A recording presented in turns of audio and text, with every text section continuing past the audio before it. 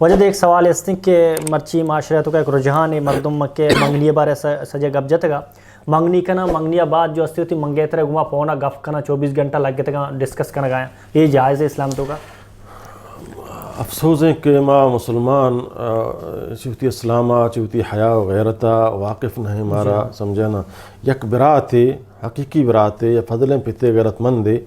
آچوں یہ برداشت کن کہ منی گہار یا منی جنک تنہودی نکاح نبوتا و غیر محرمہ گمائی گب بجان دوستی محبت اظہار بکا مرچین دورہ چون خیا و غیرت محتم ہے مسلمانی ہما برائے نام پشکپتا بلوچیت ہو برائے نام پشکپتا ہما کافرانی کے آنا نہ حیا ہا نہ غیرت ہا نہ اسلام ہا ہمانی رسم رواج مزورت گنگو یہ انتہائی بھی حیائی ہے